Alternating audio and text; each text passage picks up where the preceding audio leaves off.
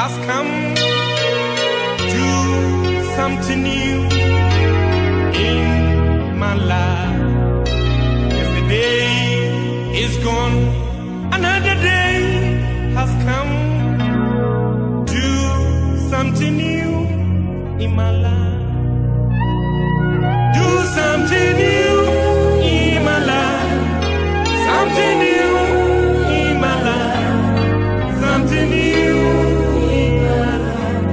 Oh Lord, do something new in my life. Something new in my life. Something new in my life.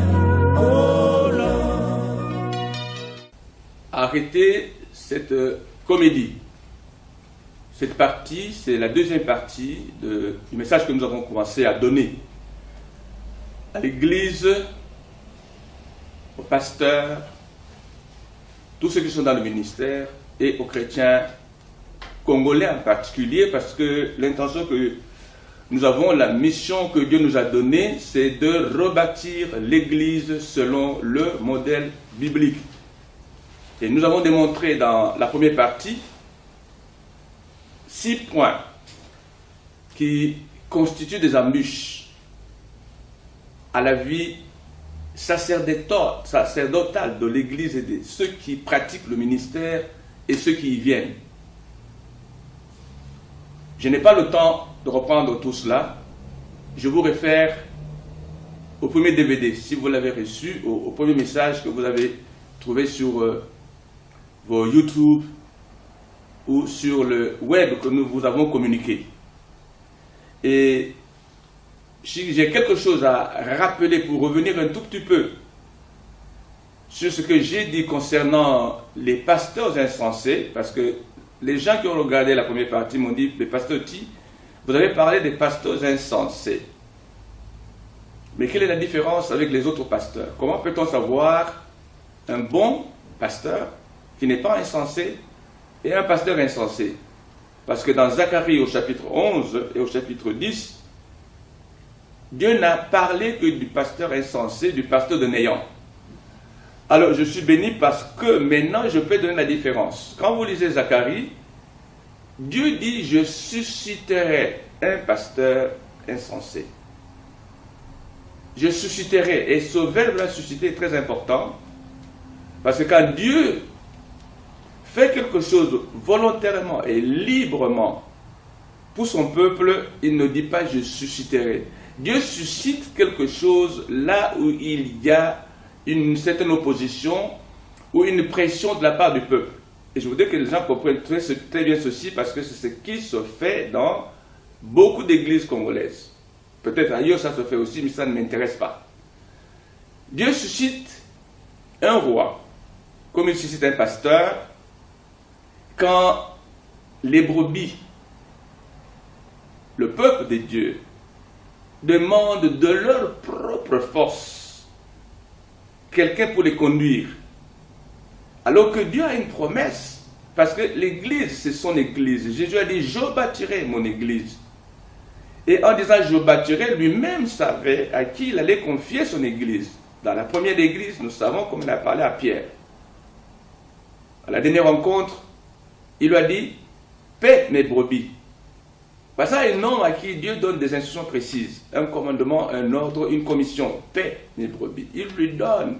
Pierre n'a pas demandé à devenir apôtre, il n'a pas demandé à devenir pasteur.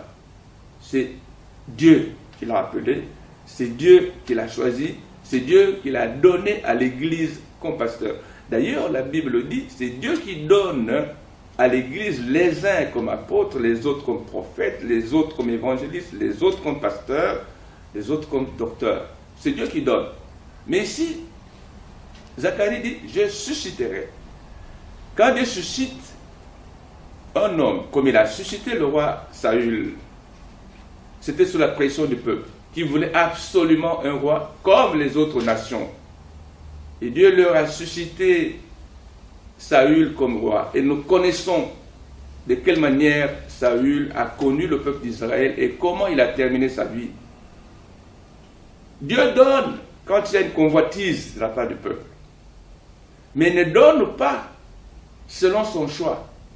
Et quand Dieu parle des hommes, des bergers, des pasteurs, que lui-même donne à l'Église, il dit notamment dans Jérémie, chapitre 3, là je veux lire, pour que vous me permettiez de lire et que je place cette écriture importante dans le cœur de quelqu'un pour qu'il puisse savoir si dans l'église où il va, parce qu'il s'agit des brebis et des chrétiens, qu'il puisse savoir si dans l'église où il va, le pasteur qui est là a été suscité par Dieu à cause de la convoitise des hommes. Je n'ai vraiment pas le temps d'expliquer en détail comment Dieu suscite, mais il y a beaucoup de révélations dans la Bible. Quand les gens réclament, maintenant ce sont les gens qui vont voir certaines personnes, ah, deviens notre pasteur. Ah, commence une église, nous viendrons avec toi. Ce sont les brebis qui commencent. Et alors cet homme-là s'est fait élever comme pasteur. Et il commence à prêcher aussi. Et il va commettre les bévues que Dieu a prévues, parce que Dieu ne l'a pas permis de prêcher comme celui qu'il a choisi. Et dans Jérémie au chapitre 3, verset 15, Dieu dit, « Je vous donnerai des bergers selon mon cœur. » Donner selon mon cœur, c'est l'expression que Dieu a utilisée pour David.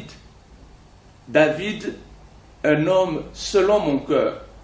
Et quand vous comparez les rois Saül, si vous voulez, et le roi David, l'un a été suscité par la convoitise du peuple, et l'autre a été donné.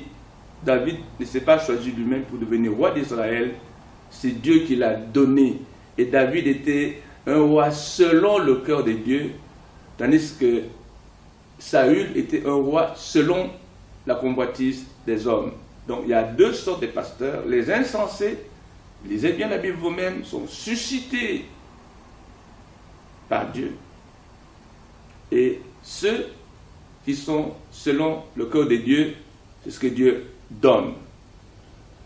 Et qu'est-ce que Dieu dit pour ceux qu'il donne? Il dit, et ils vous paîtront avec intelligence et avec sagesse. Frère, ce n'est pas parce que quelqu'un sait lire la Bible, il sait l'interpréter, ou il a de l'éloquence pour prêcher, qu'on peut appeler quelqu'un pasteur. Parce que ça, les discoureurs, les politiciens, les académiciens, les professeurs d'université peuvent le faire, mais ils ne sont pas pasteurs. Parce que pour être pasteur, il faut l'intelligence de Dieu, il faut la sagesse de Dieu. Et c'est ce qui manque à beaucoup de nos pasteurs aujourd'hui. Il manque cette intelligence et il manque cette sagesse. Dieu dit, les bergers, les pasteurs que je vous donnerai moi-même, ils vous paîtront avec intelligence et avec sagesse. Pourquoi vous ne faites pas d'examen de l'église où vous allez pour voir si la sagesse de Dieu est sur celui qui vous conduit, ce berger, et s'il y a l'intelligence de Dieu? Alors, qu'est-ce que Dieu avait dit pour David? Parce que il y avait dans la vie de David cette sagesse et cette intelligence pour paître le peuple d'Israël. Nous lisons dans le psaume 78, le psaume 78 pour les Congolais, verset 30, je vais dire verset 70, 70 à 72, c'est la description de l'homme selon le cœur de Dieu, de l'homme qui paie avec intelligence et sagesse. C'est cette description qui s'applique à la deuxième catégorie des pasteurs, qui ne sont pas insensés. Et il y en a, et vous devez les chercher, et vous les trouverez. Dieu dit ceci, la Bible dit, il choisit David, son serviteur, et il le tira des bergeries, il le prit derrière des brebis qui allaitent, pour lui faire paître Jacob son peuple, et Israël son héritage. Et David les dirigea avec un cœur intègre, il les conduisit avec des mains intelligentes. Vous voyez la différence entre Saül et David? C'est la différence entre les pasteurs insensés et les pasteurs selon le cœur de Dieu. Si nous passons un peu plus loin au psaume 89, versets 21 à 26, la Bible dit « J'ai trouvé David, mon serviteur ». J'aime le verbe « trouver ». Parce que pour que Dieu trouve quelqu'un, il faut qu'il le cherche. Ce ne sont pas des gens qui s'offrent eux-mêmes, qui se livrent eux-mêmes pour faire quelque chose en faveur de Dieu. Comme si Dieu ne sait pas faire son choix lui-même. J'ai trouvé David, mon serviteur, je l'ai oint de mon huile sainte. Ma main le soutiendra et mon bras le fortifiera. L'ennemi ne le surprendra pas et le méchant ne l'opprimera point. J'écraserai devant lui ses adversaires et je frapperai ceux qui le haïssent. Ma fidélité et ma bonté seront avec lui et sa force s'élèvera par mon nom. Je mettrai sa main sur la mer et sa droite sur les fleuves. Voici la caractéristique ou les caractéristiques des pasteurs selon le cœur de Dieu. Il aura le cœur que Dieu a donné à David. C'est Dieu qui donne ce cœur-là et qui soutient, qui donne sa force et sa protection sur son oint. À partir de là, j'aborde carrément la deuxième partie. Et je vais être aussi succinct, aussi bref que possible. Dans la deuxième partie, nous commençons par l'immoralité. Et dans l'immoralité, c'est compris la débauche ou l'impudicité. Un péché, parce qu'il faut l'appeler comme cela, qui fait tomber beaucoup d'hommes de Dieu, beaucoup de pasteurs, beaucoup de prophètes, beaucoup d'apôtres, beaucoup d'évangélistes, beaucoup de docteurs. Si Dieu venait avec un écran, il prenait le cœur de chaque pasteur congolais, y compris moi-même, et il exposait nos cœurs sur cet écran. Beaucoup d'entre nous, nous aurions honte de continuer à servir. Et nous devions nous plier sur la repentance et demander pardon à Dieu. Parce que beaucoup, nous sommes tombés dans le point d'immoralité, de l'impudicité, de la fornication, de l'adultère. Il y a deux étapes pour tomber. La première étape, c'est être tenté. Être tenté, la Bible dit, ce n'est pas un péché. Beaucoup ont été tentés. Et le meilleur exemple, c'est le Seigneur Jésus lui-même. La Bible dit qu'il a été tenté en toutes choses comme nous. Ça, c'est la première étape. Être tenté. Mais beaucoup d'entre nous, nous sommes allés au-delà d'être tentés. Nous sommes tombés dans la deuxième partie. C'est de tomber dans le péché, de consommer le péché. C'est ce que le Seigneur Jésus n'a pas fait. Il a été tenté en toutes choses comme nous. Je ne voudrais pas dire du mal contre le Seigneur Jésus si les femmes l'ont tenté ou quoi, parce qu'il y avait beaucoup de femmes autour de lui, mais il n'a commis aucun péché. Il n'est jamais tombé dans l'immoralité, dans la fornication, dans l'adultère. Que le Seigneur prenne toute sa gloire, parce qu'il n'y a personne qui peut dire du mal contre ce saint Seigneur que nous avons. Mais c'est parce qu'il était saint, parce qu'il avait une onction forte pour résister à la tentation. Là, nous n'arrivons pas. Beaucoup d'entre nous, nous sommes tombés. Donc, beaucoup de pasteurs sont tombés. Comment vient la tentation? La tentation, parce que dans nos églises, il faut le dire honnêtement, partout au Congo, il y a de belles femmes. Et remarquer la présence devant vous d'une belle femme n'est pas un péché. Parce que cette beauté-là ne finira pas même si vous ne la remarquez pas. La belle femme sera belle. Le beau garçon sera beau. Mais contemplons cela pour la gloire de Dieu. Or, beaucoup d'entre nous, premièrement, nous tombons quand nous sommes attiré par la beauté physique d'une femme. Ça, c'est la première chose. La deuxième chose, le charme. L'homme qui est devant les autres exerce un charme qui attire, qui frappe. Et je peux reconnaître que tous les pasteurs sont charmants. Parce que pour bien prêcher, il faut bien se présenter, il faut avoir de belles manières. Et ces manières-là, nous les avons. Mais beaucoup ont utilisé ce charme-là pour impressionner et même pour envoûter jusqu'à ce que le diable utilise certaines femmes pour nous faire tomber. Beaucoup de pasteurs, je ne peux pas entrer dans les détails parce que ce serait imprudent et manquer de sagesse pour moi de dire tel pasteur, tel pasteur, tel pasteur. Même si ton cas ou mon cas n'ont jamais été dévoilés, nous devons rendre grâce à Dieu qui nous a épargnés. Mais il y a des bruits qui sont sortis. Il y a des hommes qui ont été surpris presque en flagrant délit d'adultère.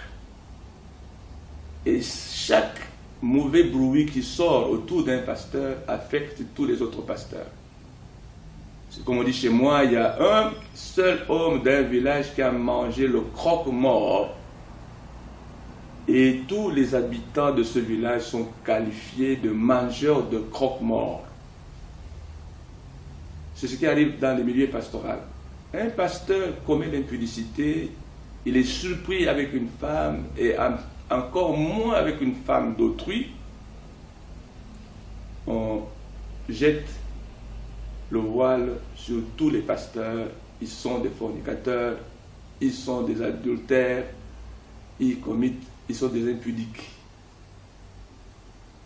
Nous devons le reconnaître et même peut-être l'accepter. Mais nous devons comprendre que ce n'est pas la volonté de Dieu. C'est pourquoi la Bible dit, ne commettez pas d'impudicité, car celui qui commet l'impudicité pêche contre son propre corps. Et je prie le Seigneur que quiconque entendra cette partie du message sur l'impudicité et qui se sent interpellé par sa propre conscience se répande et arrête cela, parce que quand tu le fais, tu affectes tout le ministère, toute la catégorie de ceux qui exercent le même ministère que vous. Quand nous regardons au Congo, cet esprit d'impudicité est un esprit puissant au Congo. La tentation des hommes de Dieu comme des femmes de Dieu est à la portée de la main. Tout le monde veut tenter, surtout maintenant que les femmes veulent devenir des femmes de pasteurs. C'est pourquoi vous voyez que beaucoup de pasteurs, surtout des jeunes pasteurs, ils commencent par vivre dans l'impudicité, ils prennent une sœur, ils vivent ensemble, et vous l'avez fait, vous savez, quand vous avez pris votre femme, vous avez commencé par vivre ensemble avec elle, dans la même maison, alors que vous n'étiez pas mariés.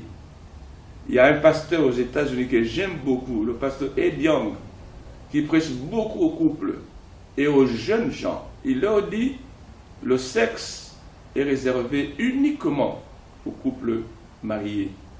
Si vous n'êtes pas marié, même si vous êtes des fiancés, le cas de Joseph et de Marie sont là dans la Bible, il ne faut pas aller jusqu'à vous connaître physiquement.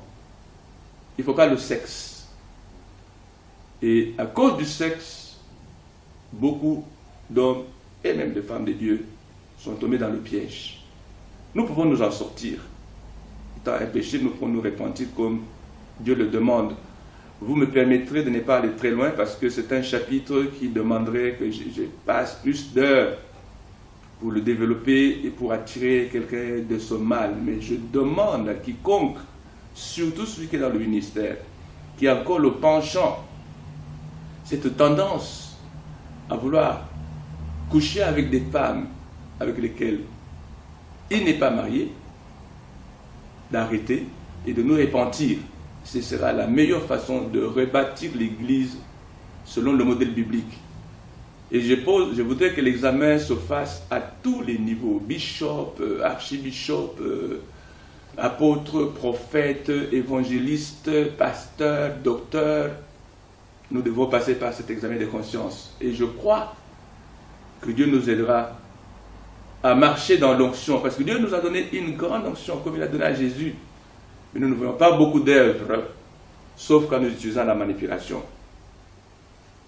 Donc, je saute de ce chapitre d'immoralité, de l'impudicité, avec toutes ces implications et beaucoup d'exemples que vous pouvez prendre vous-même.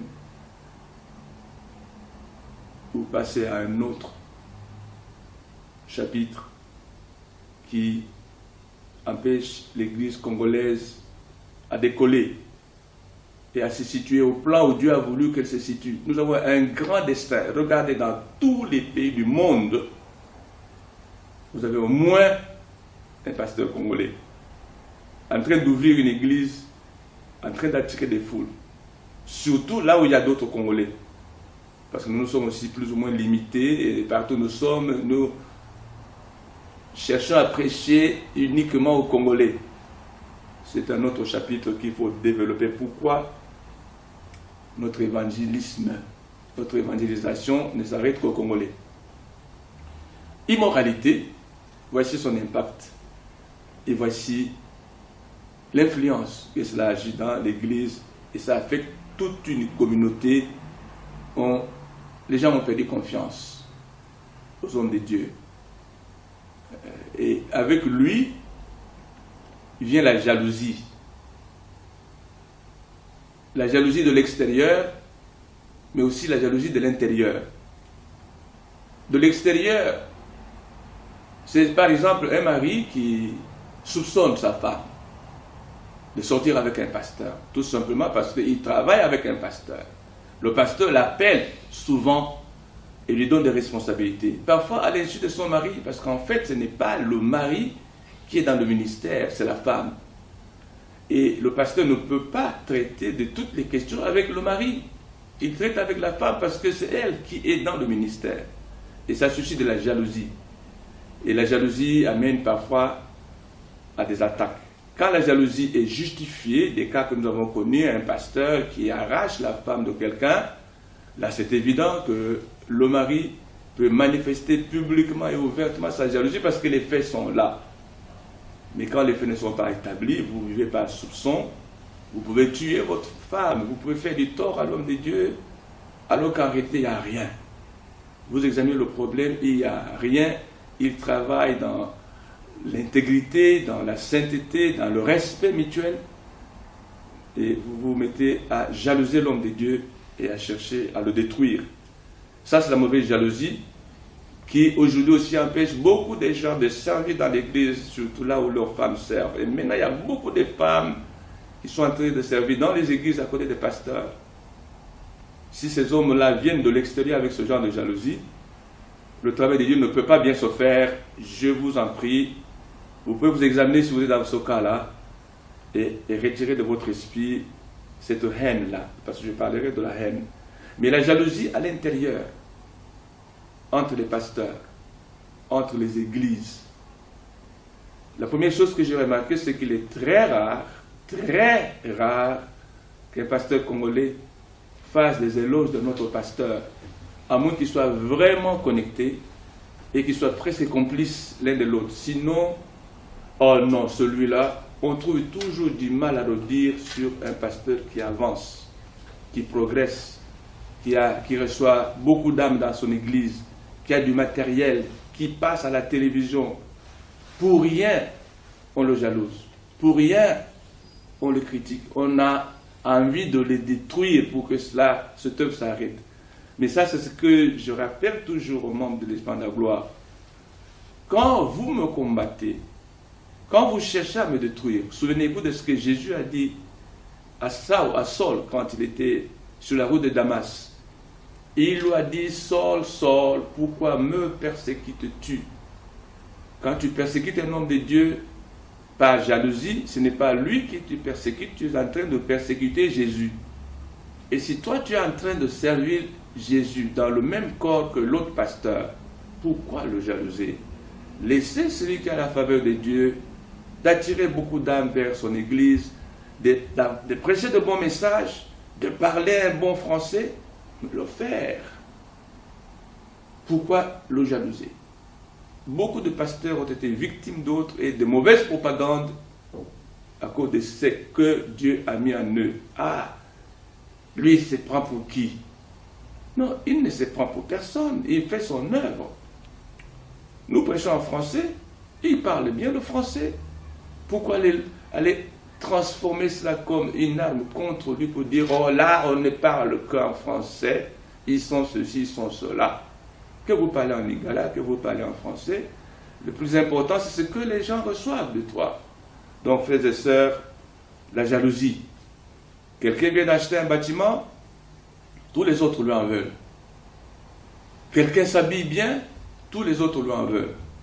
La jalousie. Et je sais que dans la mentalité congolaise, la jalousie est un des facteurs négatifs que les colonialistes ont injecté dans l'esprit du Congolais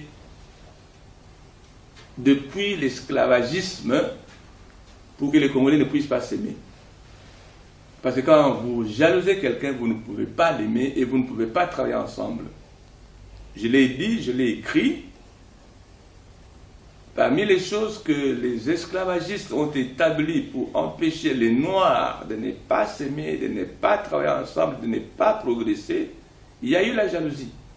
Et maintenant, la jalousie est encore restée très enracinée dans nos cœurs. Nous devons l'arracher comme une plante que Dieu n'a pas semée et la jeter au feu. Nous avons le devoir de le faire. Au contraire, au lieu de nous jalouser, nous devons nous supporter, nous devons nous soutenir, nous devons nous encourager. Quelqu'un qui veut faire du bien a besoin du soutien de quelqu'un d'autre. Et celui qui fait le bien n'a pas besoin de gens qui viennent pour le décourager, pour l'abaisser, pour le diminuer, pour le minimiser, pour chercher même à le faire effacer. Il y a beaucoup d'églises qui ont disparu parce que les pasteurs qui avaient des qualités et même un appel de Dieu n'ont pas survécu parce que tout autour d'eux, c'était la jalousie. Et la jalousie est une arme puissante entre les mains du diable pour détruire, voler et égorger. Après la jalousie, vous pouvez noter, d'ailleurs nous sommes en train de vous donner point par point, il vient la haine, naturellement. La jalousie vient avec la haine. Et la haine est meurtrière. La Bible dit que celui qui hait son frère est un meurtrier. C'est un assassin. Il y a beaucoup d'assassins parmi nous. Et je me souviens brièvement d'une période où le poison était très utilisé par les hommes de Dieu pour s'entretuer. Béni soit le Seigneur de ce que plusieurs chrétiens ont prié pour que ça s'arrête. Je me rappelle qu'à cette époque, quand vous êtes invité par un autre pasteur, même l'eau à boire, vous devez amener votre propre eau. Votre Bible, il faut que ce soit quelqu'un de votre entourage qui vous la présente. Comment? C'est un phénomène de haine. Mais comment vous pouvez m'inviter à venir annoncer la parole dans votre assemblée si vous me haïssez? Si vous dites, bon, laisse-le venir et je vais l'empoisonner. Nous avons connu beaucoup de cas de pasteurs qui sont morts par empoisonnement. Et le poison ne venait pas forcément des politiciens, mais il venait d'autres pasteurs à cause de la haine. Et quand vous n'avez pas l'amour, vous ne pouvez pas pardonner, même celui qui vous a fait du tort, vous tombez dans la haine. Et quand vous haïssez quelqu'un, vous êtes un meurtrier. Quelqu'un qui n'a pas de haine, il pardonne, il oublie. Quelqu'un peut marcher sur toi, quelqu'un peut t'écraser, il peut t'insulter, il peut dire des faussetés contre toi. Tu pardonnes, tu oublies et tu avances. Je bénis le Seigneur parce que Dieu ne m'a pas donné un cœur de haine. J'aime même ceux qui m'ont fait du tort. Et plusieurs peuvent se rappeler quand je dis ça, que ce soit ceux qui ont été autour de moi ou ceux qui étaient loin de moi. C'est pour dire que c'est possible de ne pas avoir la haine, de ne pas haïr quelqu'un. Parce que l'extension est toujours dangereuse et grave. La haine, la jalousie, la méchanceté, faire quelque chose seulement par mauvaise foi. Oh, il y a beaucoup d'entre nous qui nous rejetons les uns les autres, tout simplement par méchanceté. Ce pasteur-là ne vous a rien fait. Il n'a rien dit contre vous. Et pourquoi vous ne l'aimez pas? Pourquoi vous ne le supportez pas? Pourquoi sa présence même, là où vous vous trouvez, vous met mal à l'aise? Je vois ça.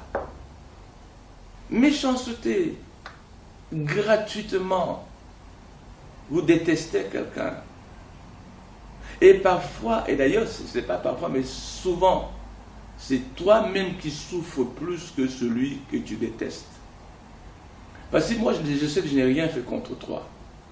Et dans mon cœur, je sais que je t'aime. Je n'ai pas de problème. Mais toi, tu me détestes. Tu me refuses. Tu me refoules. Tu ne veux pas collaborer avec moi. C'est toi qui souffres. C'est toi qui vas mourir. C'est toi qui vas maigrir. C'est toi qui vas avoir des maux de tête quand tu me vois. Moi, je suis à l'aise. Moi, je suis calme. C'est pourquoi la méchanceté gratuite que nous exerçons les uns contre les autres, et même les chrétiens parmi les églises, les membres d'une telle église ne veulent pas aller prier là-bas, comme si Dieu a dit que c'est leur église qui est la seule église où Jésus se manifeste, la seule église qui prie le bon Dieu. Frères, si nous arrêtons ces choses-là, nous allons avoir un corps de Christ au Congo qui sera formidable. Moi, je me sens à l'aise partout où je vais. Parce que ce n'est pas moi qui détermine la présence de Dieu dans une salle. C'est Dieu. Si le Saint-Esprit est là, je serai béni. S'il n'y est pas, je sortirai sans rien. Mais celui qui est à moi restera intact. Donc, moi, même dans une église catholique, moi, je peux aller prier. Et là, je suis en train de faire appel aux musulmans, aux hindouistes, aux bouddhistes, aux païens, de venir à l'Esprit de la gloire pour que nous puissions rebâtir l'église selon le modèle biblique. Il ne faut pas s'attendre à ce que tous soient chrétiens pour les aimer et les accepter et agir par méchanceté. C'est pourquoi je condamne cette pratique de n'évangéliser qu'aux Congolais. Quand nous avons des croisades, quand nous avons des agapés, nous n'appelons que les Congolais. Ce qui nous paralyse, ce qui nous coince. Et avec cela, j'avance vers deux autres points. Le manque de respect réciproque. Oui, tout ça fait un paquet. Tout ça fait une mentalité. Tout ça fait le manque même, je dirais, de culture. Je m'excuse. Un homme cultivé, un homme qui a la culture, qui sait comment vivre dans la société. Nous, à l'époque, on nous donnait un cours qui s'appelait le savoir-vivre. Comment manger à table, comment parler, comment saluer un aîné, comment saluer une femme, quand vous marchez, qui se met à gauche, qui se met à droite, on nous apprenait ça et nous avons grandi avec ça. Quand je suis en présence de quelqu'un qui est plus âgé que moi, ce n'est pas moi qui dois lui présenter la main le premier, c'est lui qui doit me présenter la main. Je dois savoir comment répondre à un adulte, comment avoir des manières. Mais maintenant, les manières ont disparu. Et parmi ce manque de manières, il y a le manque de respect. On ne respecte plus les autres. On ne respecte plus les aînés. On ne respecte plus ceux qui étaient en fonction avant nous. On ne respecte plus ceux qui ont des cheveux blancs. Ceux qui ont l'âge de mon père. Et c'est un petit garçon de rien du tout qui va s'en prendre à un papa très honorable, très âgé, qui va l'insulter, même publiquement, par des manières irrespectueuses. Ça, c'est le manque de respect que nous constatons, spécialement dans cette jeune génération. Je le vois personnellement en tant que doyen. J'ai une culture, une bonne éducation. Et je voudrais que là où je vais, on reconnaisse que le doyen est là. Ce n'est pas de l'orgueil. Mais quand le doyen est là et vous ne le reconnaissez même pas, vous ne faites même pas acte de l'honorer pour sa présence, c'est un manque de respect. Si un premier ministre allait dans un endroit, dans un gouvernement quelconque, dans une nation quelconque, et d'autres ministres se réunissent et puis un peuple. Et vous commencez avec le peuple, vous passez par les ministres, et vous ignorez totalement la présence du Premier ministre. Et vous dites que vous êtes dans un gouvernement d'un pays démocratique ou organisé. Mais il va sortir en colère, parce qu'il n'a pas été respecté compte tenu de son rang. Ce sont des choses importantes. Il ne faut pas dire, ah, doyen, tu exagères. Je n'exagère pas. Ce sont des choses qu'on doit pratiquer. Nous les avons apprises à notre époque. Et on les a pratiquées pour qu'on marche dans l'ordre. La Bible nous dit que Dieu n'est pas un Dieu de désordre, il est un Dieu d'ordre. Bref, ce manque de respect entraîne automatiquement le manque d'amour. Et aujourd'hui, partout où nous allons, que ce soit les pasteurs, que ce soit les chrétiens, nous nous plaignons quand nous ne nous aimons pas. Les pasteurs ne s'aiment pas. Les chrétiens ne s'aiment pas. Mais qui a tort? Je ne dirais pas qui a raison, mais je dis seulement qui a tort. Il faut que tu acceptes que tu as tort. Qu'est-ce que ta Bible dit? Aime Dieu de tout ton cœur, de toute ton âme, de toute ta force. Et aime ton prochain comme toi-même. Si tu t'aimes, tu dois aimer ton prochain. L'amour, c'est le seul facteur qui unit deux personnes, indépendamment des contingences du milieu, d'origine, de niveau social ou de conditions de vie. C'est là où Jésus a dit, laissez venir à moi les petits enfants, car le royaume des cieux est pour ceux qui leur ressemblent. Regardez les petits enfants. Ils peuvent se chamailler une minute avant. La minute suivante, ils se mettent à jouer ensemble. Parce qu'ils ont l'amour dans leur cœur. Ne dites pas autre chose, s'il vous plaît. C'est l'amour qui fait que dans les cœurs des petits enfants, il n'y a pas tout ce que nous avons dit. La haine, la violence, la méchanceté, ça n'existe pas. Si nous avions des cœurs comme les petits enfants, nous nous aimerions sans limitation. Et le Congo sera fort, béni, redressé. Les différentes tribus s'entendront. Les différentes régions s'entendront. Les différentes dénominations s'entendront.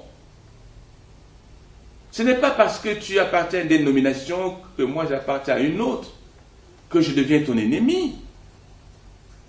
Aime-moi comme si tu t'aimes. Est-ce que tu t'aimes d'abord toi-même? Pasteur, est-ce que tu t'aimes? Évangéliste, apôtre, prophète. Pourquoi tu n'aimes pas les autres? Pourquoi les autres sont devenus un poison pour toi? Moi, je suis en train de, comme je dis, de percer l'abcès. Et ce message peut s'adresser aussi bien aux politiciens qu'au peuple congolais, mais particulièrement aux chrétiens. La Bible dit nous sommes la lumière du monde. C'est nous qui devons éclairer le monde. C'est nous qui devons montrer le chemin. C'est nous qui devons donner la vie. Mais quand nous n'aimons pas les autres chrétiens, et là c'est là où j'aime la Bible. La Bible dit, si tu n'aimes pas ton prochain que tu vois, comment peux-tu dire que tu aimes Dieu que tu ne vois pas? C'est réel, c'est fort, c'est biblique. À partir d'aujourd'hui, n'aie personne à haïr, n'aie personne à prendre comme un ennemi. Aime, quelle que soit la tribu. Aime, quelle que soit l'église où la personne va. Si tu as Christ en toi, la personne que tu es a aussi Christ en elle. Et si tu ne l'aimes pas, tu n'aimes pas le Christ qui est en elle. Et comment tu peux dire que tu aimes Christ, que tu aimes l'église, que tu aimes Dieu? Mensonge de l'enfer. Redressons ces choses. La dernière chose que je vais invoquer, c'est la pratique de la sorcellerie dans l'église. Aujourd'hui, beaucoup de pasteurs, par enchantement, sont devenus des disciples de l'enfer pour prêcher contre la sorcellerie et trouver des sorciers partout. Ce qui fait que les chrétiens ont peur de vivre parce qu'ils se voient entourés de sorciers, sorciers de la famille, sorciers parmi leurs amis. La femme soupçonne son mari, le mari soupçonne sa femme parce que le pasteur a dit. Fausse prophétie. De tout son ministère sur la terre, Jésus n'a pas trouvé un seul sorcier. Il n'a pas même cité un seul message pour parler de la sorcellerie. Jésus aurait pu trouver des sorciers partout. Il n'a pas cité un seul. Et vous trouvez des sorciers partout. Alors, au lieu de parler de la sorcellerie, parlez de Jésus et du Saint-Esprit. Je préfère que mon âme soit nourrie et remplie de la présence de Dieu que de la peur des sorciers. Vous venez avec un tableau, vous décrivez les manœuvres de la sorcellerie, comment le diable travaille. Pourquoi vous ne faites pas ça avec Jésus? Et les gens viennent parce qu'ils ont peur. Parce qu'ils croient qu'en entendant ce pasteur qui fait cette démonstration, ils vont être délivrés. Mais qui délivre? Le diable ne délivre pas. Si vous parlez de lui, au contraire, vous enfoncez les enfants de Dieu dans la peur du diable. Et quand vous leur parlez de Jésus, de celui qui sauve, de celui qui est venu pour sauver son peuple des péchés, pour détruire toutes les œuvres de Satan, Satan n'aura plus aucun impact. Si la foi vient de ce qu'on entend, et ce que l'on entend, c'est de choses qui viennent de l'enfer, tes disciples, tes fameux disciples vont croire dans la peur. Et c'est là où je condamne des pasteurs qui introduisent dans leur ministère des pratiques diaboliques. Ils vont chercher des fétiches, ils vont chercher des talismans, et il y en a, et nous en connaissons, et nous en avons entendu parler. La seule chose que je ne peux pas faire, c'est de citer de nom ici, mais votre nom a été cité quelque part. Peut-être c'est à cause de ce que Dieu a permis de faire dans votre ministère. Mais si dans le fond, vous avez été voir un marabout pour que votre ministère prospère, pour que les gens viennent plus nombreux, pour que vous puissiez exceller dans les signes et les prodiges et les miracles. Maintenant, il faut se poser la question, d'où viennent ces miracles? D'où viennent ces signes et ces prodiges? Il y a des gens qui ont témoigné que tel ou tel pasteur vit dans le monde de ténèbres. Il pratique la rose-croix ou la franc-maçonnerie. Même des pasteurs américains. Il y a des témoignages qui ont confirmé que tel fameux grand pasteur américain est dans la sorcellerie, est dans la rose-croix, est dans la franc-maçonnerie. Alors, s'il vous plaît, je me pose la question, comment je peux utiliser les armes de l'enfer pour bâtir le royaume de Dieu? Les âmes qui viennent dans mon église, qui remplissent le stade, qui remplissent le grand hall, parce qu'ils sont envoûtés au retour du Seigneur Jésus. Ils iront en enfer ou bien ils iront au paradis. Parce qu'ils n'ont pas été gagnés par les moyens de Dieu.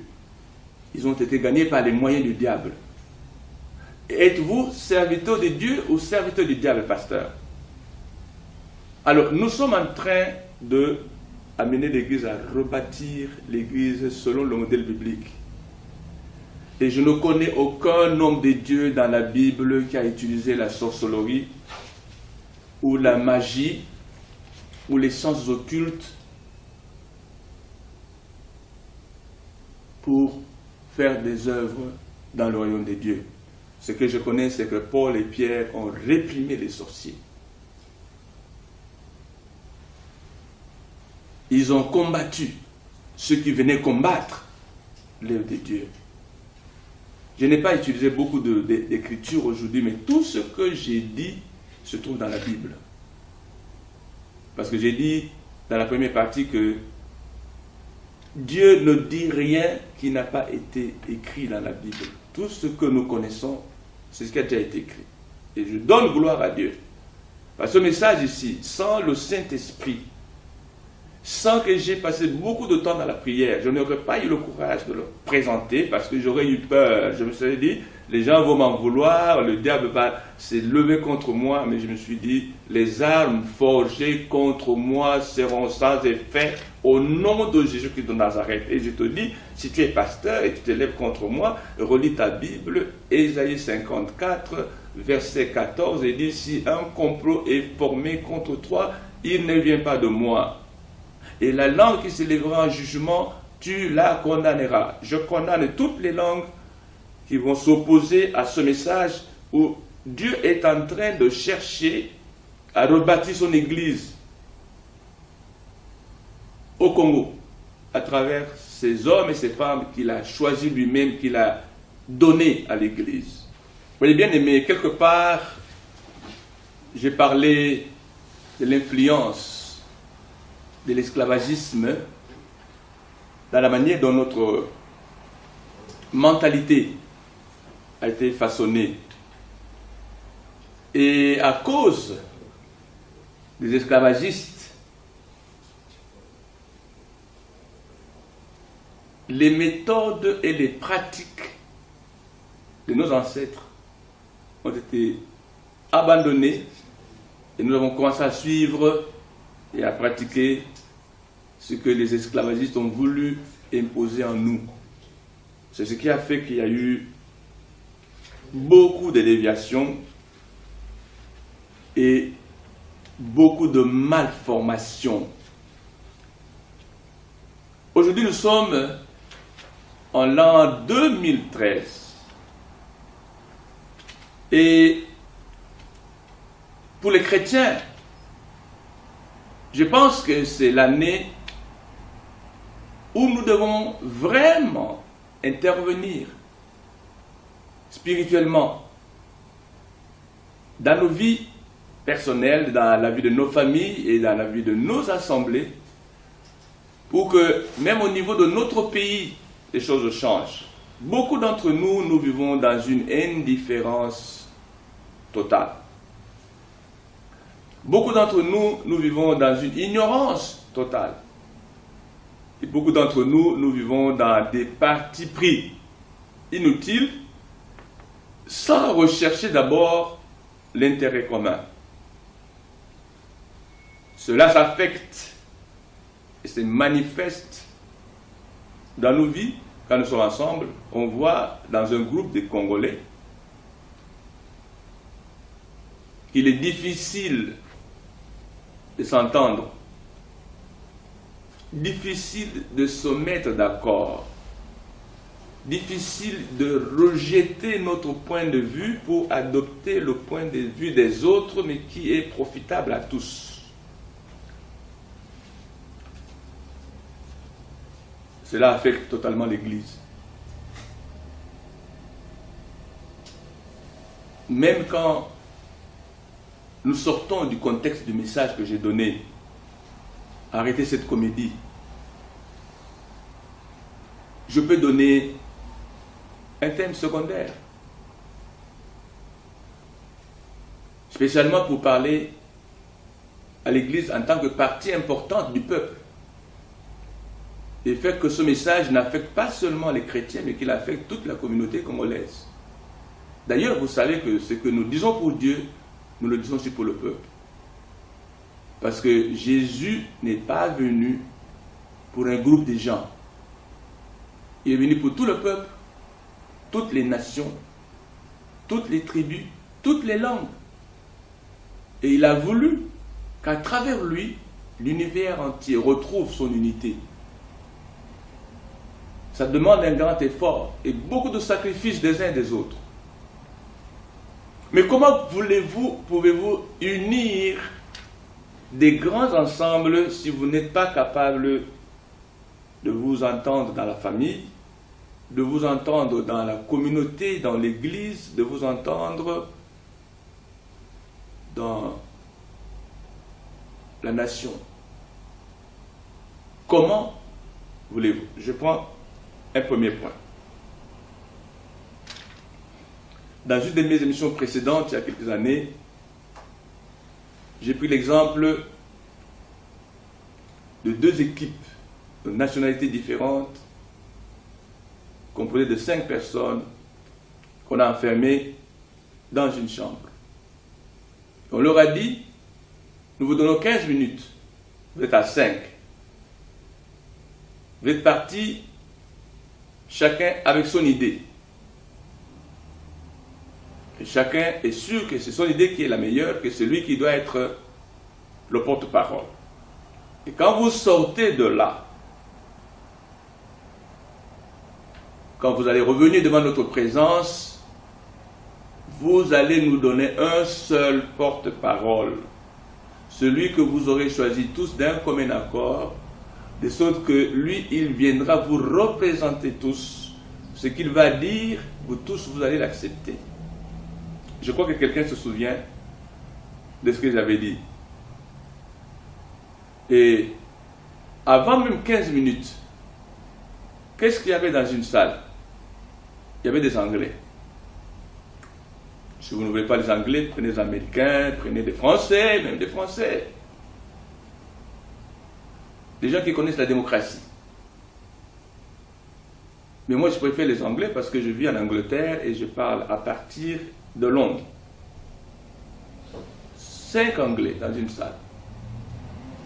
Et dans l'autre salle, on a mis 5 Congolais. Intellectuels, docteurs en ceci, connaisseurs de ceci. Mais on leur dit non.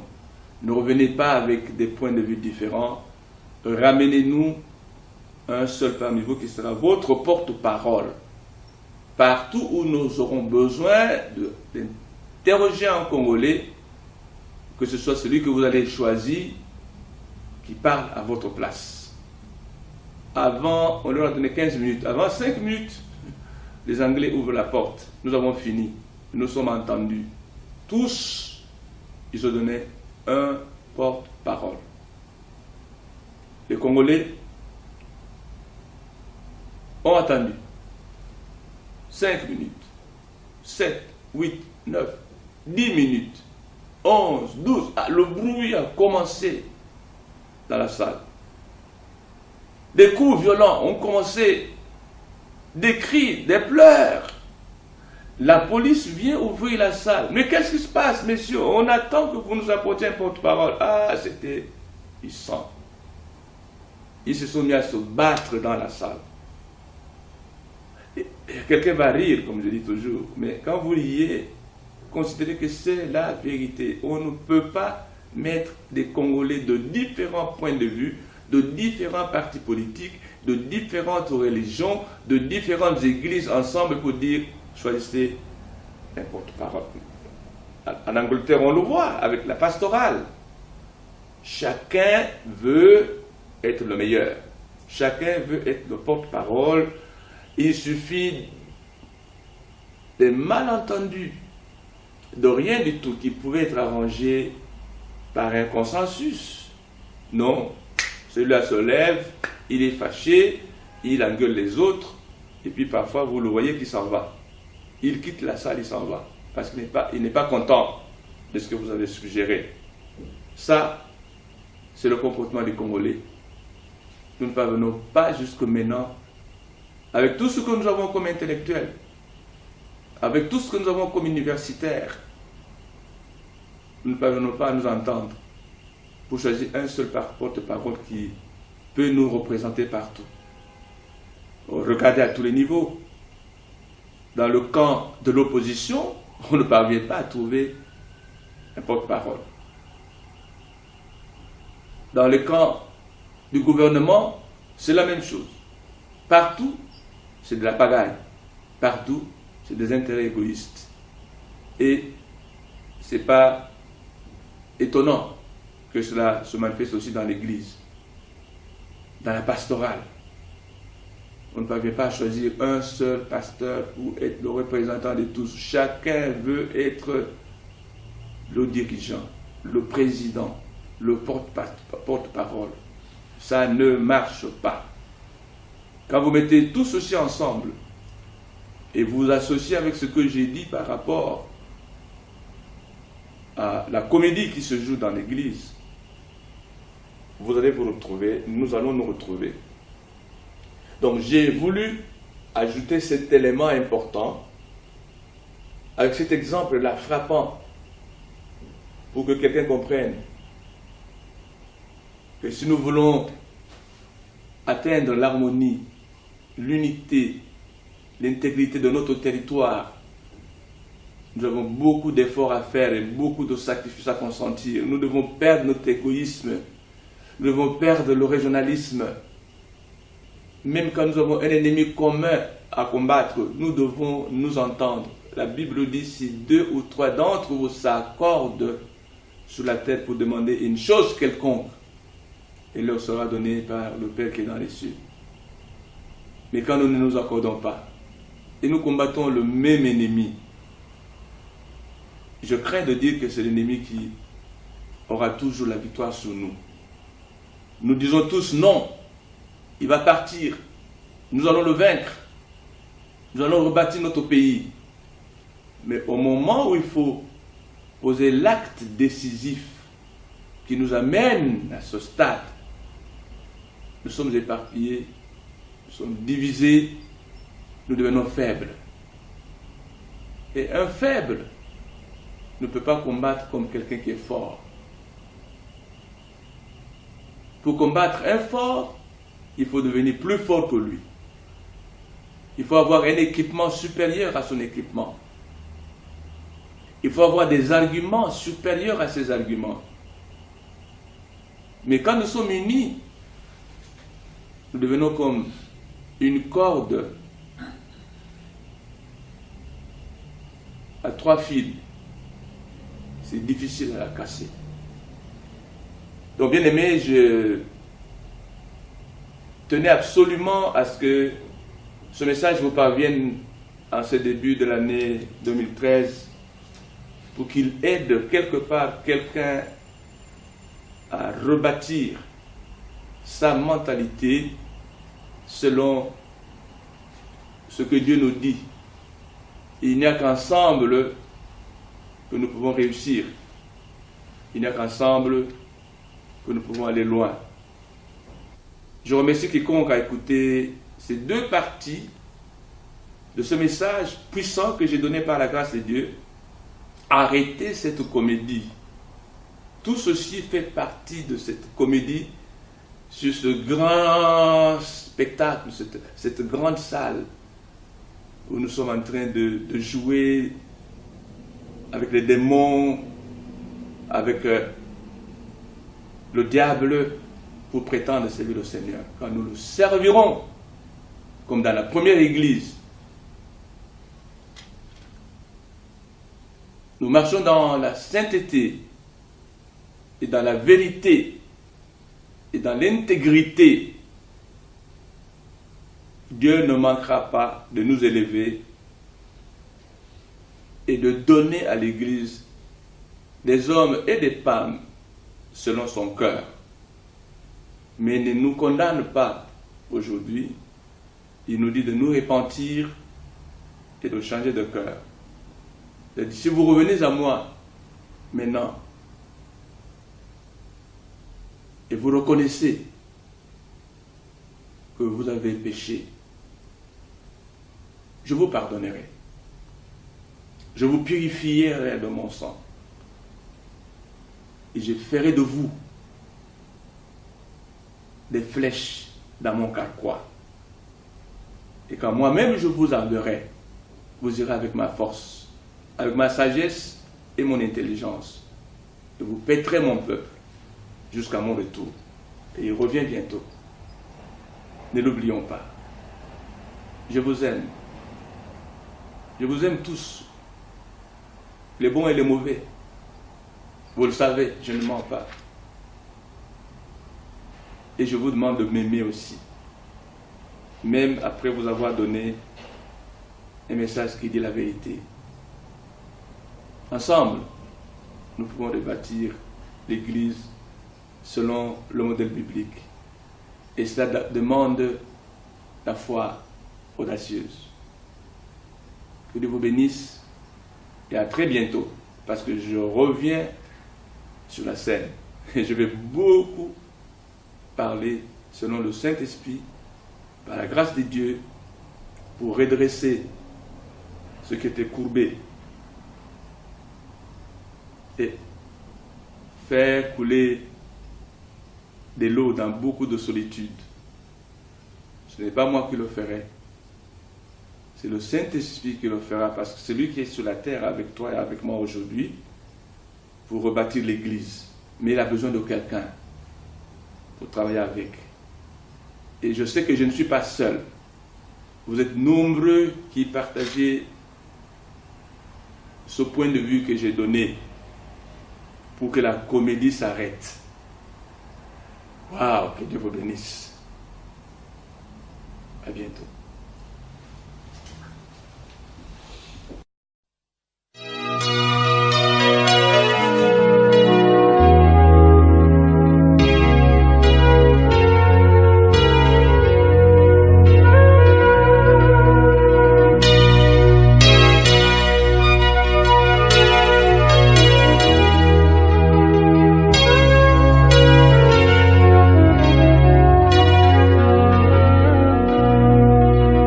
Yesterday is gone, another day has come. Do something new in my life.